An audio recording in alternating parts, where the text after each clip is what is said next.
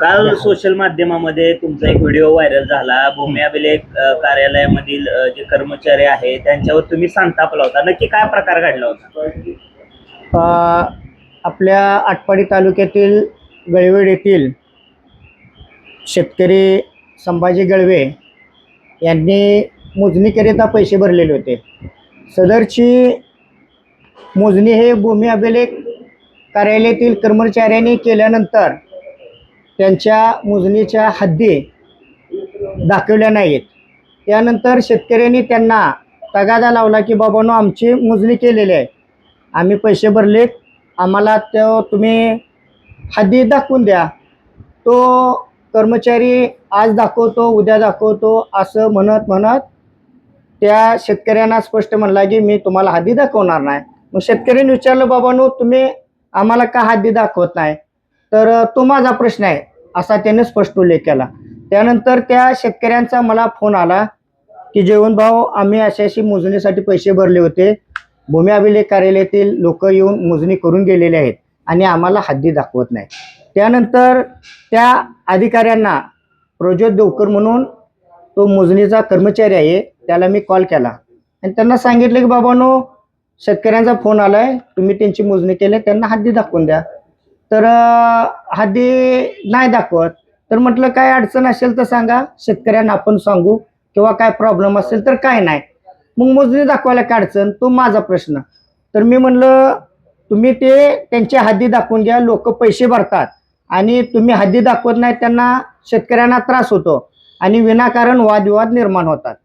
त्यानंतर तो म्हटला की हद्दी दाखवायच्या का न दाखवायचा माझा प्रश्न आहे आणि अशा पद्धतीचं आमच्याकडे ते रेकॉर्डिंग उपलब्ध आहे. त्यानंतर मी त्यांना जाब विचारला की तुम्हाला कुठला अधिकार आहे की मला अधिकार आहे मोजणी कॅन्सल करायचा. बरं, आता मोजणी जर त्यानं कॅन्सल केली तर या शेतकऱ्यांना पहिलं पैसे भरलेत मोजणीसाठी, परत दुसऱ्या मोजणीसाठी पैसे भरावे लागणार. हे नुकसान कोणाचं आहे? शेतकऱ्याचं. बरं, त्यानं पहिलं पैसे भरलेत, तुम्ही मोजणी केल्या, त्यानंतर तुम्ही त्या शेतकऱ्याच्या सर्व हद्दी दाखवून दिल्या पाहिजेत.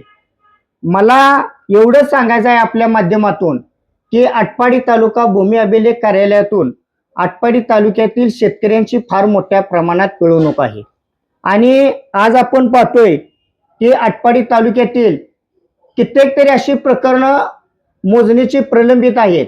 लोकांना रोज हेलपाट मारायला लावणे, मोजणी न करणं, अशा पद्धतीनं लोकांना उलटसुलट उत्तरं देणं, उद्धट भाषा वापरणं, अशा पद्धतीनं शेतकऱ्यांची एकदम क्रूर चेष्टा आटपाडी तालुक्यातील भूमी अभिलेख कार्यालयाने लावलेली आहे. त्यानंतर आजपर्यंत आम्ही पाहतोय पदाधिकारी म्हणून तालुक्यातील सर्व कुठल्याही नेते मंडळीकडे तुम्ही जावा की मोजणी ज्या मोजण्या भूमी अभिलेख कार्यालयाने केलेल्या आहेत, एकही मोजणी बरोबर केलेली नाही. आज जर मोजणी केली आणि तीच परत 1 महिन्यानं मोजणी केली तर त्या मोजणीत बदल येतोय. हे का? मोजणी एकदा शेतकरी जो मोजणी करतो कशासाठी की वाद मिटावा, एखादं भांडण होऊ नये. आणि आटपाडी तालुका भूमी अभिलेख कार्यालयाच्या मोजण्या अशा आहेत की वाद वाढतायत, वाद कमी होत नाहीत. त्याच पद्धतीनं आज आपल्या तालुक्यात जे शेतकरी आहेत, बांधव आहेत, तालुक्यातील प्रत्येक गावातील जर मोजणी ऑफिसमध्ये गेल्यानंतर एकत्रीकरणातील 52-53च्या फाळणीतील जुने कागदपत्र 9394 असू द्या, टिपण उतार असू द्या, फाळणी बुक असू द्या, शेतपुस्तक असू द्या, त्यानंतर परत ना आकार बुक किंवा आपल्या जबाबाच्या नकला असू द्या, 9394 किंवा सिटी सर्वेचे उतार आणायला गेल्यानंतर कुठल्याही शेतकऱ्याला किंवा ग्रामस्थांना, नागरिकांना या भूमी अभिलेख कार्यालयाकडून वेळेत कागदपत्र मिळालेले नाहीत. लोकांना हेलपाट मारायला लावणे, अवाढव्य त्यांच्याकडून पैसे वसूल करणं आणि परत लोकांशी उद्धट भाषा करणं, अशा हा आटपाडी तालुक्यातील भूमी अभिलेख कार्यालयाचा हा प्रकार चालू आहे. त्यानंतर एकत्रीकरणातील आज आपल्या तालुक्यातील अनेक प्रकरणं आहेत की आज आपल्या या कार्यालयात पेंडिंग आहेत. अनेक लोक येऊन अगदी आजोबा पंजोबापासून जी प्रकरणं आहेत ती दिलेली आहेत. कुठल्याही एकाही एकत्रीकरणातल्या प्रकरणाला या कार्यालयाकडून हात लावलेला नाही. सर्वच्या सर्व एकत्रीकरणातील प्रकरणं ही पेंडिंग आहेत. आज माणसं एकत्रीकरणातील ज्या दुरुस्त्या तुमच्या ऑफिसच्या आहेत त्या तुम्ही त्या शेतकऱ्यांना दुरुस्त करून दिल्या पाहिजेत. तुम्ही प्रस्ताव आला की हाय असं ऑफिसमध्ये दाबून ठेवताय, वरती काढत नाही, लोकांना व्यवस्थित उत्तरं देत नाही. त्यानंतर एक उदाहरण आमच्यात आहे ते शेतकऱ्यांनी मोजणी केल्यानंतर त्या पैसे भरल्यानंतर मोजणी झाली. मोजणी केल्यानंतर त्या मोजणीदारानं त्या नकाशात जे अतिक्रमण सिद्ध झालेलं आहे ते अतिक्रमण सुद्धा दाखवलेलं नाही. मग आज माणसं शेतकरी पैसे कशासाठी भरतात की बाबांनो शेजाऱ्याचा वाद असू शकतो, वहिवाटीवरून कमी जादा क्षेत्र असतं, पूर्वीच्या वहिवाटी आहेत म्हणून माणूस एकमेकाच्यानं मोजण्या करतो. मोजणी कशासाठी? वाद निर्माण होऊ नये म्हणून. परंतु या कार्यालयानं मोजणी केल्यानंतर अतिक्रमणच दाखवलं नाही, पुन्हा त्या ठिकाणी वाद होतोय ना. मग तुम्ही आज एवढं लोकांचं पैसे भरून घेता आणि व्यवस्थित मोजण्या करत नाहीत, तुम्ही व्यवस्थित हद्दी दाखवत नाहीत. अनेक प्रकरणं अशी आहेत की त्यांनी हद्दी दाखवलेल्या नाहीत. त्यानंतर ऐका ना, त्यानंतर परत ज्या समजा शेतकऱ्यानं मोजणी केल्यानंतर ऑफिस कडून जर एखादी चुकी झाली तर पुन्हा त्या शेतकऱ्याला डबल शेतकऱ्याकडूनच पैसे घेऊन मोजणी करतात. विषय कुठल्या कायद्यात आहे? एकदा पैसे भरल्यानंतर तुम्ही त्या शेतकऱ्याची मोजणी करून देणं काम आहे ना. ऑफिसची चुकी असली तरी हे त्या शेतकऱ्याकडून डबल पैसे भरून घेतात आणि तरच मोजणी करून देतात, अन्यथा शेतकऱ्याला तिथं ऑफिसमध्ये उभाही राहू दिलं जात नाही.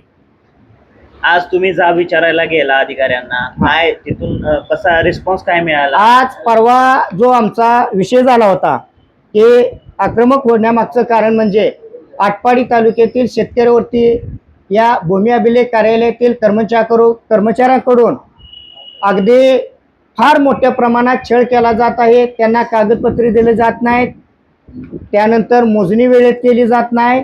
अशा पद्धतीनं आम्ही परवा गळेवाडीतील गेल्यानंतर काय सांगितलं तुम्हाला अधिकारी? आज गेल्यानंतर ज्या अधिकाऱ्यांना आमचे संभाजी गळवे म्हणून यांची मोजणी आहे त्या मोजणी संदर्भात आमचा वाद झालेला होता. त्या संदर्भात गेल्यानंतर त्या दिवशी आम्ही त्या कर्मचाऱ्याला ऑफिसमध्ये बोलवलं होतं. त्या दिवशी सुद्धा तो ऑफिसकडे आलेला नाही. त्यानंतर परत शनिवार रविवार 2 दिवस सुट्ट्या, ऑफिस बंद होती. आज आम्ही ऑफिस वेळेत मी स्वतः व शेतकरी यांच्या कुटुंबातील मुलगा हा प्रभाकर गळवे आम्ही स्वतः समक्ष ऑफिसमध्ये गेलो. तो कर्मचारी आज ऑफिसला आला नाही. त्यानंतर मुजावर साहेब यांनी वरिष्ठ म्हणून त्या कर्मचाऱ्याला कॉल केला. त्यानं सांगितलं की मी आज रजेवर आहे. साहेबांनी त्याला विचारलं की बाबा तू रजा काढल्या का, परमिशन घेतल्या का? नाही म्हणून सांगितलं. तो परमिशन न घेता तो रजेवरती आहे.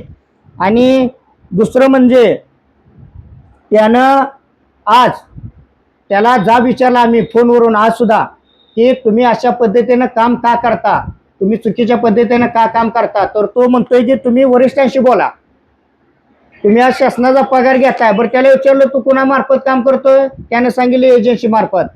तुझ्या एजन्सीचा मालक कोण? त्याला नाव सांगता आलं नाही. मग पुढची भूमिका काय राहणार तुमची? पुढची माझी भूमिका एकच आहे की एक सुज्ञ नागरिक म्हणून, एक पंचायत समिती पदाधिकारी म्हणून आटपाडी तालुक्यातील प्रत्येक शेतकऱ्याला हा न्याय मिळाला पाहिजे. आणि त्यासाठी आज आपल्या आटपाडी तालुक्यातील हे भूमी अभिलेख कार्यालय हे जे एक झोपलेलं आहे ह्या कार्यालयाला जागं करून शेतकऱ्यांना न्याय मिळवून देणं हे माझं काम आहे. आणि शेतकऱ्याची प्रत्येक कागदपत्र असू द्यात, मोजणी असू द्या, मोजणी ऑफिसमधील सर्व विषय असू द्या, हे शेतकऱ्यांना वेळेत मिळाले पाहिजे कागदपत्र. त्याचं वेळेत काम झालं पाहिजे. आज होत नसेल, उद्या होत असेल तर उद्या त्याला बोलवलं पाहिजे. परंतु 5-5, 6-6 महिने, 3-3 वर्ष लोकांना या कार्यालयाकडे हेलपाटं मारावं लागत आहे. आणि त्याच्या पुढे जाऊन सांगतो की ज्या वेळेला हा विषय झाला त्यानंतर आटपाडी तालुक्यातील प्रत्येक गावातून 20-25 कॉल प्रत्येक गावातून आलेले आहेत की प्रत्येक लोकांचं काय ना काम या कार्यालयातून, आपल्या भूमी अभिलेख कार्यालयातून अडवलेलं आहे. आणि लोकांना सरळ बोलत नाहीत, उद्धट भाषा वापरतात. ग्रामीण भागातील लोक आहेत, सर्वसामान्य शेतकरी लोक आहेत. अशा शेतकऱ्यावरती इथून पुढं जर भूमी अभिलेख कार्यालयाकडून जर अन्याय झाला तर आम्ही इथून पुढं खपवून घेणार नाही. इथून पुढं भूमी अभिलेख कार्यालयाच्या आम्ही तक्रारी ह्या वरिष्ठापर्यंत आम्ही करू. अगदी मंत्रालय असेल, आमचे आमदार गोपीचंद पडळकर साहेब असतील, त्यानंतर त्यांच्या खात्याचे मंत्री असतील, यांच्यापर्यंत आम्ही या तक्रारी करून यांना जाब विचारल्याशिवाय सोडणार नाही आणि आटपाडी तालुक्यातील शेतकऱ्यांना न्याय मिळवून देण्याचं आम्ही काम करू.